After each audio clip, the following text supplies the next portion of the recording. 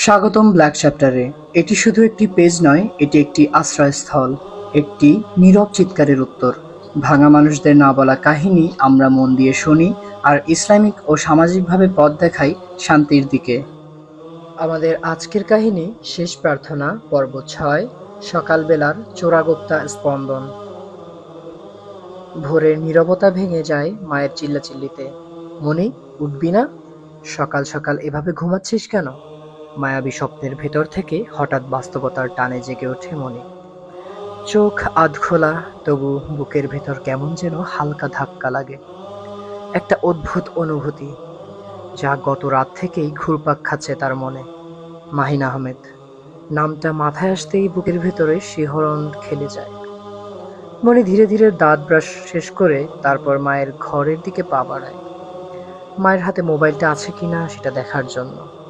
মা তখন রান্নাঘরে ব্যস্ত, বোনেরা নিজেদের কাজে মগ্ন। এই সুযোগে মনি নিঃশব্দে মায়ের মোবাইলটা তুলে নেয়। চোখে মুখে একটু অপরাধবোধের ছাপ, তবু হৃদয়ে তীব্র তাড়না। ওয়াশরুমের দরজা ভেতর থেকে লাগিয়ে দ্রুত ফেসবুকে লগ ইন করে সে। ইনবক্সে একগুচ্ছ বার্তা, সবাইকে ছাপিয়ে চোখ আটকে যায় এক নামের ওপর, মাহিন আহমেদ। আপনি আছেন? কোথায় গেলেন? কথা বলবেন না?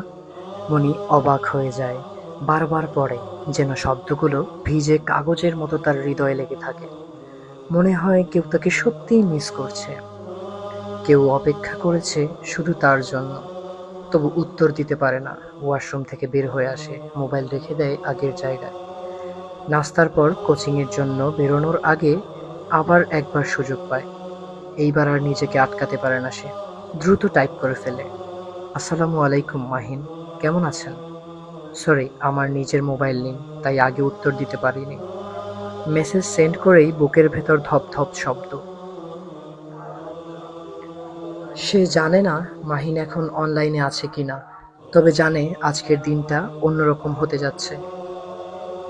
কোচিংয়ে গিয়ে মনি আজ একটু আলাদা রকম আচরণ করে, ভিতরে ভিতরে খুশি, আবার কোথাও যেন চিন্তিত। বন্ধুরা জিজ্ঞেস করে, কি হয়েছে তোকে? সে হেসে উড়িয়ে দেয়, কিছু না, এমনি। মনের গভীরে কিন্তু জানে, এখন তার ভেতরে দুইটা জগৎ তৈরি হয়েছে, একটা বাইরের আর একটা ভেতরের, যেটা শুধু মাহিনকে নিয়েই। বিকেলে বাসায় ফিরে মনি ফেসবুক খুলে দেখে মাহিনের কাছ থেকে একের পর এক মেসেজ। কি করছো?